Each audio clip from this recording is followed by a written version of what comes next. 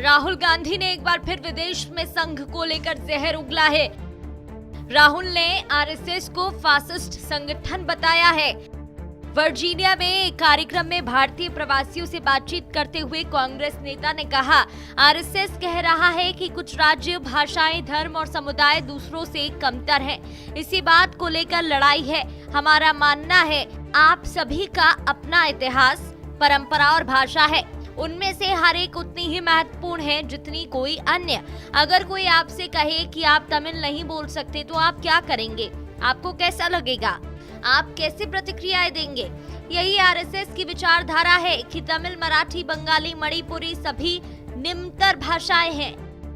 भारत में सब कुछ एक साथ चलता है। अगर कोई थाली के सामने बैठकर कहे कि चावल दाल से ज्यादा महत्वपूर्ण है और सब्जी सबसे कम महत्वपूर्ण है तो क्या होगा? भाजपा यही करती है। राहुल गांधी के इस बयान पर आचार्य प्रमोद कृष्णम ने पलटवार किया। उन्होंने कहा कि जो व्यक्ति आईएसआईएस के और आईएसआई के साथ होगा वो आरएसएस का विरोधी होगा। साथ ही राहुल पर निजी हमला करते हुए कहा कि राहुल गांधी जी अगर गांधी परिवार में पैदा ना होते, राहुल गांधी जी अगर नेहरू गांधी खानदान के चश्मो चिराग ना होते तो इस देश में उन्हें कोई चपरासी की नौकरी भी नहीं देता। देखिए, जो व्यक्ति आईएसआईएस के और आईएसआई के साथ होगा वो आरएसएस का विरोधी होगा। जो आरएसएस के साथ होगा वो आईएसआईएस के साथ नहीं होगा। जो आईएसआईएस की विचारधारा से सहमत होगा वो आरएसएस के खिलाफ होगा।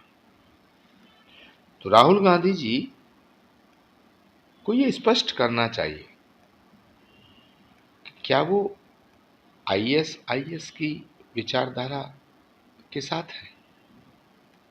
क्या वो पूरी दुनिया में जिस तरह का आतंकवाद फैल रहा है उसके साथ है, उसको सपोर्ट करते हैं? क्योंकि आरएसएस एक ऐसा संगठन है जो राष्ट्र के साथ खड़ा है। आरएसएस किसी एक धर्म का, किसी एक जाति का, किसी एक वर्ग का, किसी एक भाषा का, किसी एक क्षेत्र का संगठन नहीं है। वो राष्ट्र के साथ खड़ा है, राष्ट्रवादी संगठन है। आरएसएस की प्रार्थना, भगवान राम की प्रार्थना, भगवान कृष्ण की प्रार्थना, ओम जय जगदीश हरे या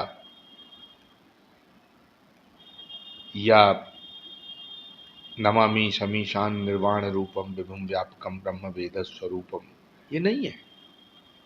आरएसएस की जो प्रार्थना है वो है नमस्ते सदा वत्सले मातृभूमि। मातृभूमि की जो बात करता है, मातृभूमि की जो पूजा करता है, मातृभूमि की जो वंदना करता है, ऐसे संगठन पर हमला करना भारत पे हमला करने जैसा है। राहुल गांधी जी अगर गांधी परिवार में पैदा ना होते, राहुल गांधी जी अगर नेहरू गांधी खानदान के चश्म चिराग ना होते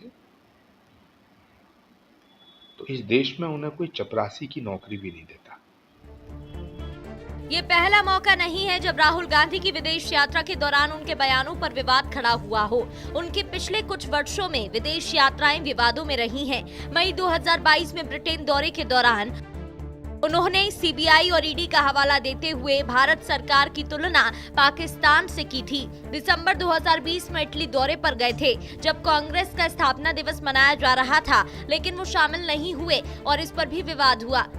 कुछ महीने बाद पंजाब, गोवा, उत्तराखंड, मणिपुर और उत्तर प्रदेश में चुनाव हुए। इसमें कांग्रेस का प्रदर्शन अच्छा नहीं रहा। दिसंबर 2019 में सीए के विरोध के दौरान राहुल गांधी दक्षिण कोरिया गए थे। उनकी इस यात्रा को लेकर कई कांग्रेसी नेता भी सवाल उठा रहे थे।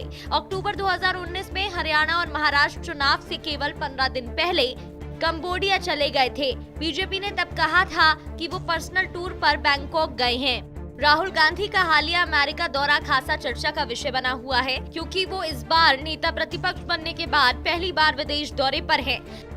हरियाणा और जम्मू कश्मीर में चुनाव भी करीब है और राहुल के बयानों ने बीजेपी, आरएसएस और पीएम मोदी पर राजनीतिक तूफान खड़ा कर दिया है। फिलहाल देखना होगा कि राहुल के इन बयानों का आगामी विधानसभा चुनावों में क्या असर होता है।